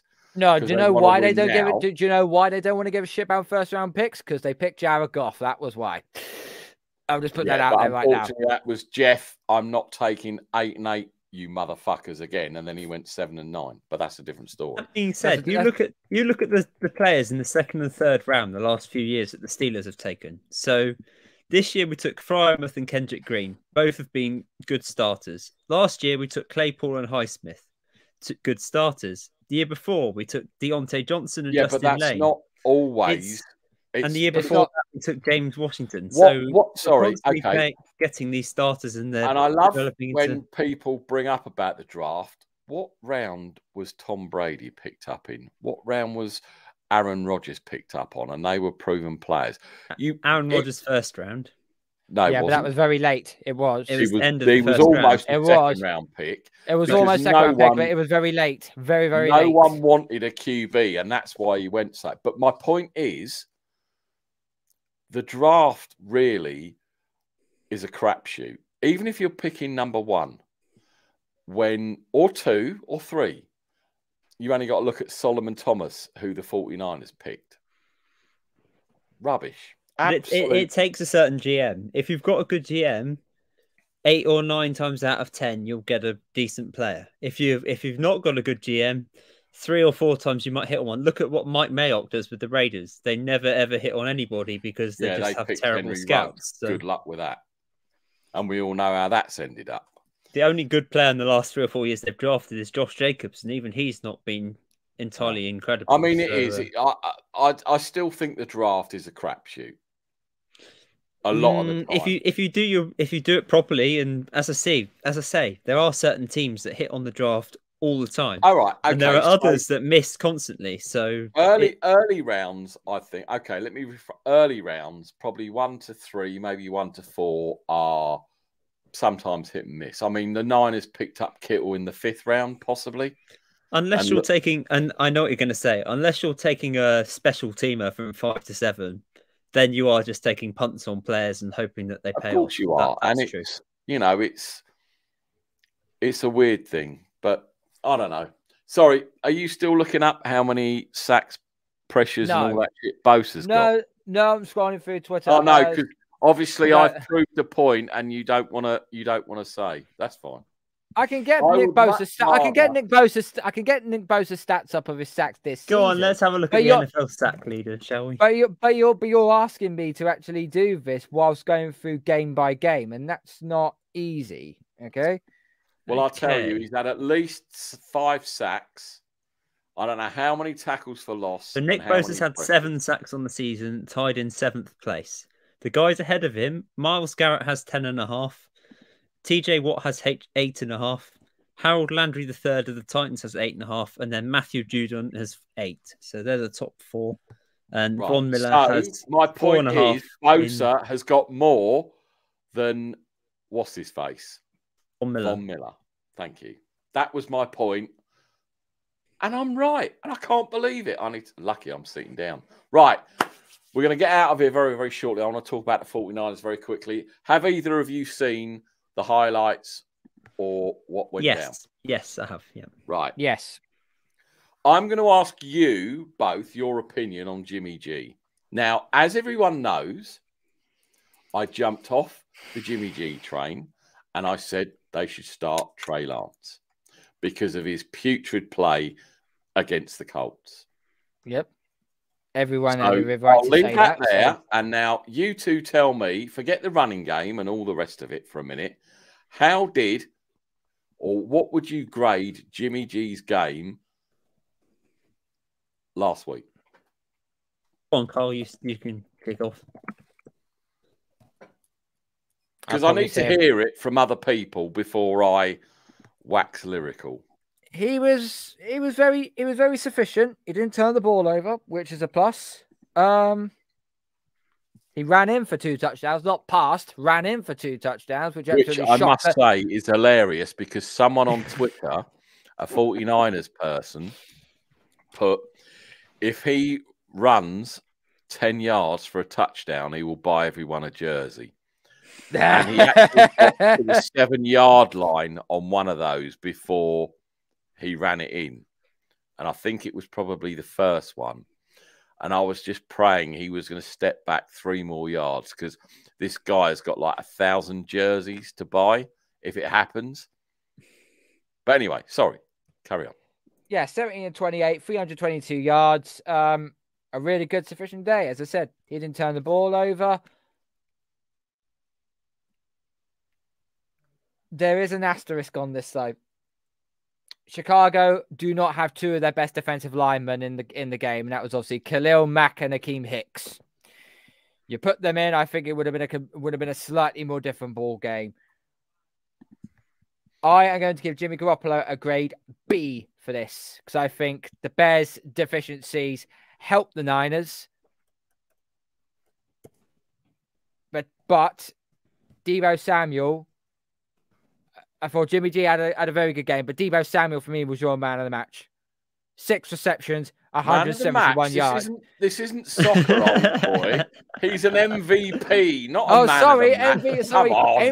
MVP of your match. Okay, Deebo Samuel, 6 receptions, 171 Man of the yards. match. This guy is just balling right now, absolutely balling, and he's done an amazing job.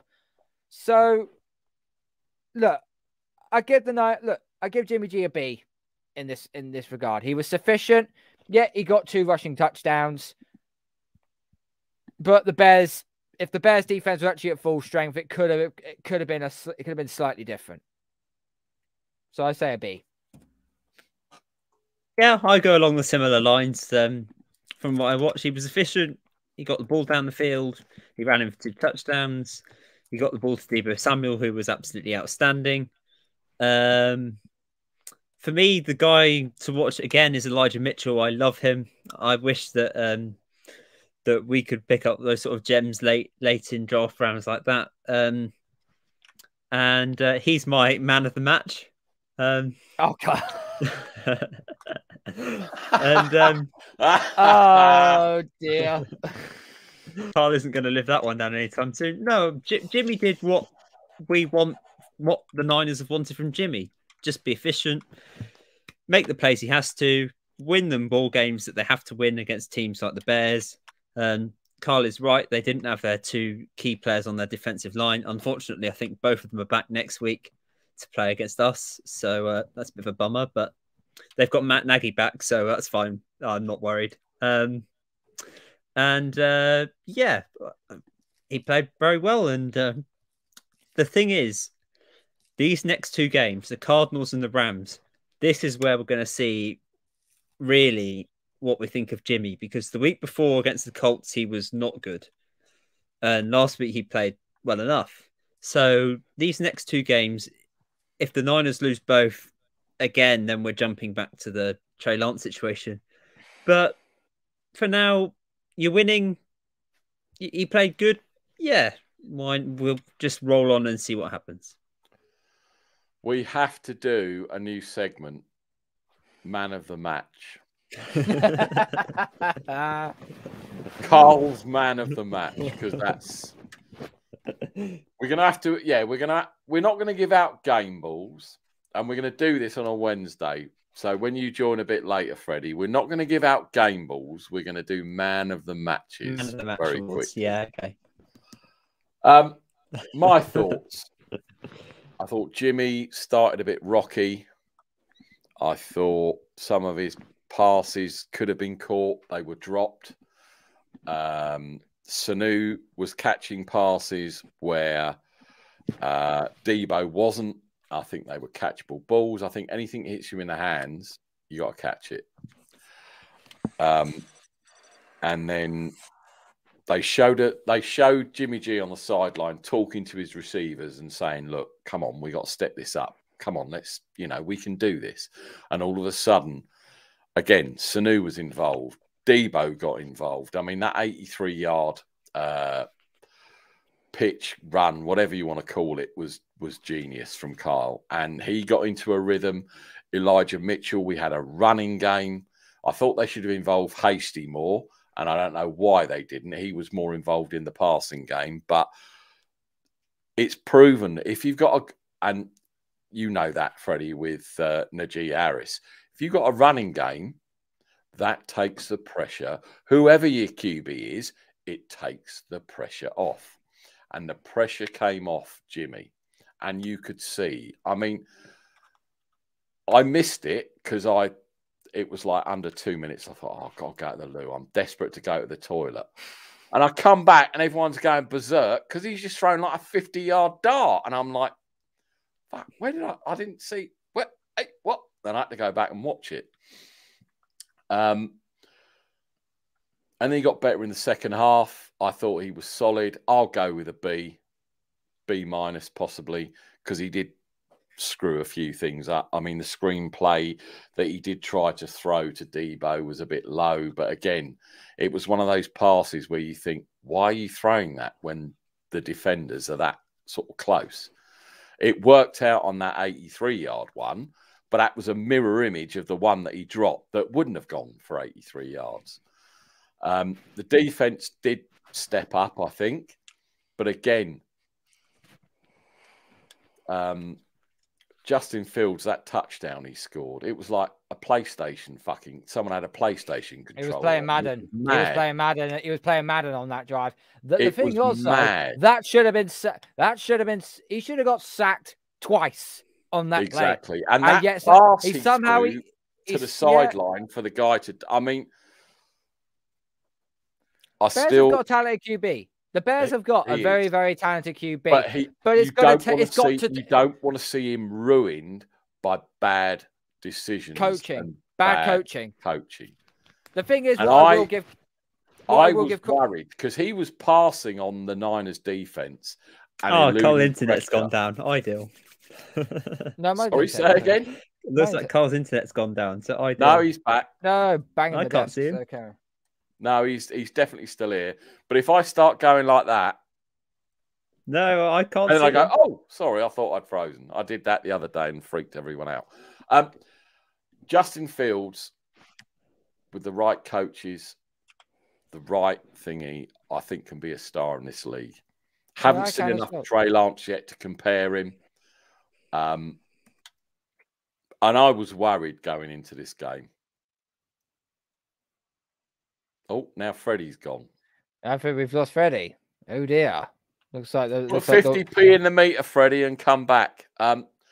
I was worried looking at how easy Justin Fields was carving up that defense. Bearing in mind we're supposed to be a top 5 defense, I was worried. And as I say, that touchdown was madden. I mean, even I was like, I can't believe I've just seen that. That was amazing. It was unique. It was quite unique from him. The fact how he evaded both pass rushers, got around, still managed to find a running lane, and then just take off and go all the way. I was like, I didn't know if it was A, bad tackling, or B, just great ingenuity from Justin Fields. Because remember, I think, Carl, you can actually put that down to a smattering of everything, if I'm honest. Yeah. It was one of them things where you think, and I'm like, we've got him. Oh, hang on a minute. No, we haven't. Oh, shit. Yeah, we got him. Oh, no, we haven't. There's 3 players there, and he spins around and he goes. And in a way, it was horrible afterwards seeing him under pressure trying to bring that team back when he didn't have that. And again, that could be coaching or players around him and I think a lot of people have said that about Jimmy G. If Jimmy G goes down, it's very, very difficult for him to bring the team back. And I think that was the only thing I saw with Fields that exposed him, was the fact that they were down and he had no answer. And it's a shame, because that kind of spoilt the game where he was exposed. But no, I thought the Niners played well. I was pleased with it. The defense in the end made adjustments and came out on top. Jimmy G, show me again this Sunday. Show me. Just show me again. I don't want, you can pass 20 yards and we get yak and you do another 300-yard game. But the key, I think, to the Niners at the moment is that running game. And it showed on Sunday. And yeah, Khalil Mack was out and blah, blah. But they would still run the ball. And I honestly believe it would have been a vintage, let's run the ball down their throat and only give Jimmy a few throws, whatever, like the Vikings in the playoffs. And I still think we would have won the game. But it just pleased me that it was a 6 or 5 p.m. game. I managed to get to bed relatively early with a victory. And I don't think Trey Lance, unless Jimmy screws 3 games in a row badly, I don't think we see Trey Lance this season. I honestly don't. And I understand that we've got to put him in there, this, that, and the other. But all the time the season is still alive, you don't take that risk. I don't think you can. And I don't think you can either. I don't think you can. You can't, because unless we are I can't even bloody say it. Mathematically out of it, and we are crap, then put the kid in. And if we don't win again the rest of the season, that's fine. And we'll assess where we are the season after. We could have a Tua situation. Who knows? No one knows. And everyone and I don't know if you probably haven't seen the video, but they showed a video of the locker room afterwards and Carl giving his speech. And he meant every fucking word he said. And the team were behind him, and Jimmy got a game ball, and it is Jimmy's team. And I do hate to admit it, because I want to see Lance, but you can't all the time. Jimmy is this Jimmy. If he regresses, get his ass out. But we've paid for his salary. We've paid for him. So he's here. So everyone needs to, and honestly, Carl, the amount of people that were praying Jimmy G got traded yesterday was fucking unreal. I did see the jungle drums go off on Twitter regarding of this. And I was like, Look, I'm not at the end, even, look, I at, can't look, at, comment because it's look, at, pathetic. at the end of the day, you ride with the hot hand. Okay. And I know Jimmy, he has his deficiencies and he has his issues. But if it's time for him to pass the torch to Trey Lance, when he has to do it, he has to make a serious decline. He has to make a serious decline. I do not, for the love of me, want to go on Twitter, find out when Jimmy G goes down injured on Sunday, knock on wood. And to see 49ers brass or Trey Lance lovers already jump on Trey Twitter bots or is the word, official word for it. Yeah. Trey bots. Oh, honestly, that as much as some of them, not all of them, and that's wrong for me to generalize all of them, a small majority wouldn't be that upset if Jimmy G got injured, just so they could see their boy, good or bad. And then they'll start making excuses if he stinks the place up. And to me, that's wrong. You should never wish injury on anybody no, to see a player. And, you know, when that trade deadline finished, I put Twitter on this morning and it was hilarious. I can't believe we didn't and to be honest, they then went away from the not trading Jimmy G to why didn't we get the cornerback from Denver that apparently was supposed to be available but wasn't actually, and you know, all the rest of it. And you see it with your fans and obviously Freddie and Andy and everything, but the hate for Jimmy G, I just don't understand it. I don't know if it's because he's earning 27 million or I don't get it. I just don't understand why they would wish someone who's a winner, whether he hands the ball off, whether he does this, to be run out of town. And he basically stuck two fingers and a middle finger up on the other hand on Sunday and said, fuck you, this is my team. There is always a quarterback controversy with certain teams in the NFL every single year. I mean, you look at us with regarding of Cam Newton and Mac Jones. Some people were saying no, everyone was behind Cam Newton. Some was actually behind Mac Jones, even though he hadn't played a down of NFL football in his life. Me, I was just sitting there thinking, Mac Jones is a rookie. Cam Newton is our starter currently. You know, I'll stick behind who we got for the time being. I'm not in on Mac Jones or in on Cam Newton. I'm just sitting on the fence and waiting who's going to be the hot hand that's going to lead us in week 1.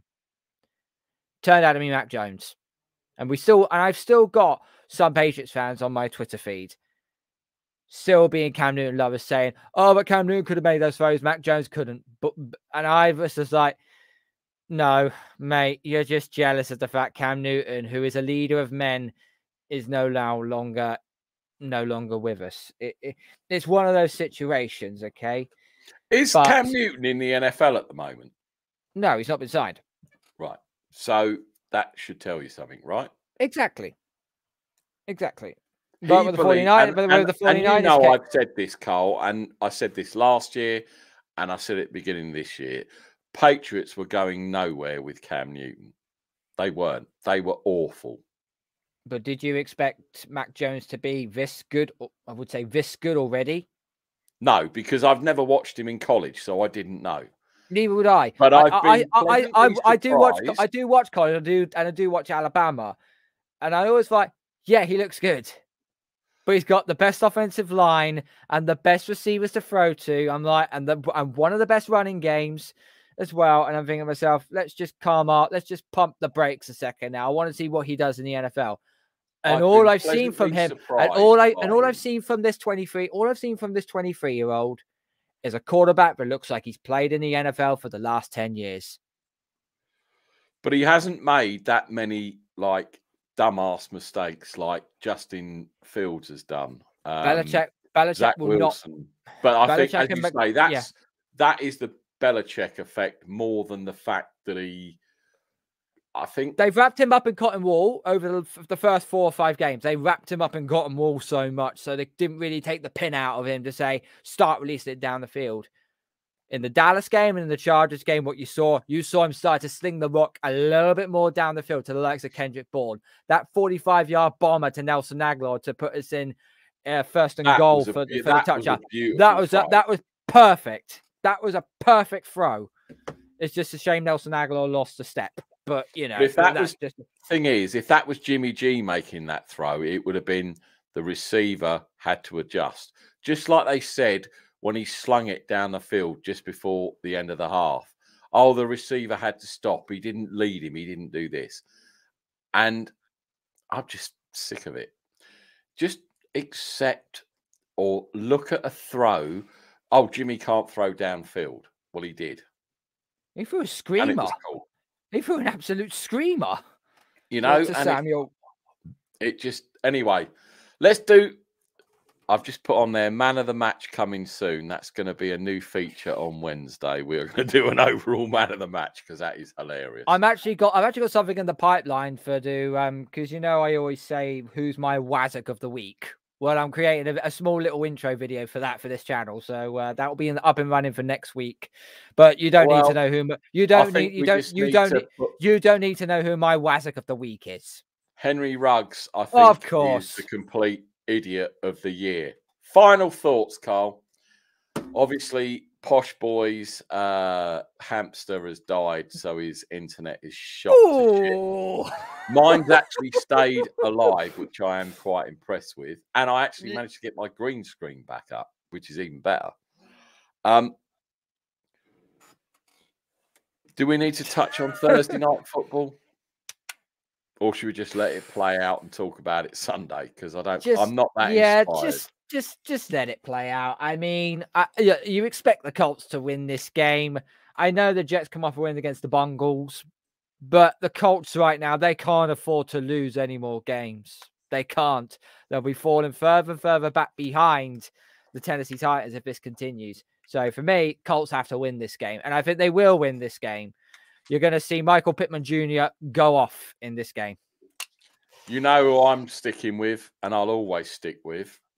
My guy, Salah. Yeah, it looks like he's getting something together. Jets. That QB may have given them the spark, however temporary, to think, hang on a minute, we can actually play this fucking game if we all knuckle down and we all play together and not let outside influences, you know, that I could be wrong. They could get completely blown out Thursday night. I don't know. But that may, and we've said it before, that you just need one little spark and it clicks. And that defense isn't a bad defense. The secondary is a little bit suspect. Mm-hmm. But Wentz can all of a sudden be Carson Wentz if he's put under pressure. So I don't know. My final thoughts. I don't know if you're aware, Frank Gore, number 21, ex-San Francisco 49er running back. I have his game ball from the Jags game at Wembley upstairs. Needs pumping up, actually. He put a tweet out. Oh, dear, Deflategate. Yeah, exactly. get my small hand around it. He put a tweet out saying, if someone sort of said, what would you do if you could change one thing in your life to make it better? What would you do? And his reply was, I just wish I could have won a championship in San Francisco. And Q, bring him back. We need him as a third down back, blah, blah, blah. Again, another unfortunate thing. He's not on a team for a reason. And I love Frank Gore. He's the all-time leading rusher. You know, he's going to have his name retired in the Ring of Honor. Probably, will he make the Hoff? Maybe eventually, I don't know. I don't think they should bring him back, but I'm forever grateful to Frank Gore for what he did for this team through all the shitty years, through everything he's done. And he's one of those players where you should never go back. Bring him back to sign a day contract so he can retire as a Niner, get his number retired, be in the Hall of Fame, you know, all that jazz. Yeah. But that really struck me. Out of everything that I've seen on Twitter in the last couple of days, for him to say that was, and he means it. Not many of these fucking people, you know, like soccer players, they kiss the badge, they then fuck off because someone's going to give them an extra 50 grand a week. But Frank Gore, like Roger Craig before him, and like a lot of, you know, Niners running back, but Frank Gore, if you chopped him in half, he would bleed red and gold. And I honestly believe that, like with Joe Montana and, you know, the other greats. And that really touched me. And I thought, I've actually seen something on Twitter that I really like. And my final thought is, Frank Gore, 21, I've got your shirt. I love you. You'll always be a Niner. And you are forever faithful. And fuck me. Bring Frank Gore back. Sign him for a day contract. Retire him. Retire the number. Put him in the Ring of Honor and get him in the Hoff. Frank Gore, I absolutely love you, man. And I've never met you, never going to meet you.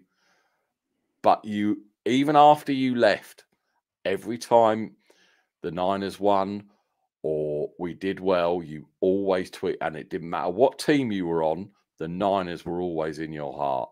And that makes you a faithful and a fan, and I salute you. And I'm going to cry. Not really. Carl, final thoughts. Final thoughts. Well, looking forward to Saturday's show as always. Listen, I absolutely have a whale of a time with you on here. It's just something that just relaxes me a hell of a lot more.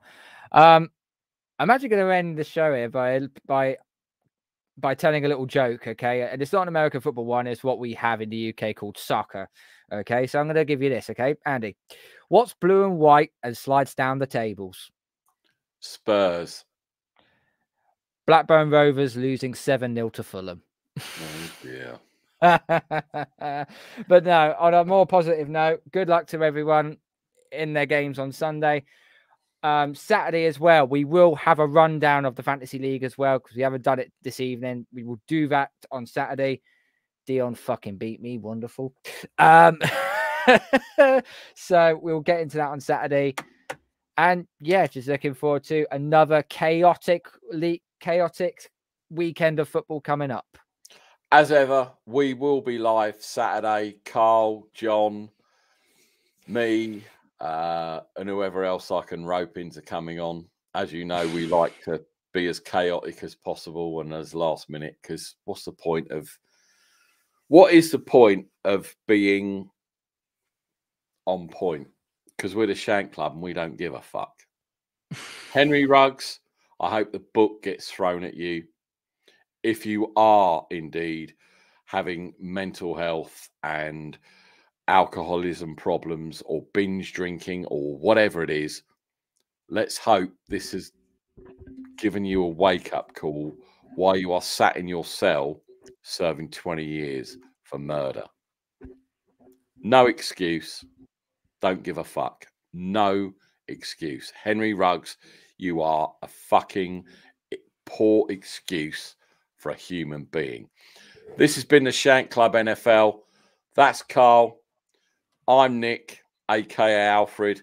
We will see you again Saturday, 2:30 UK, and the clocks have gone back, so fuck knows Eastern. Work it out for yourself. See you later, everyone. Take care. Look after the ones you love. Don't drink and drive, because it isn't clever. We are out. Oh no! We suck again!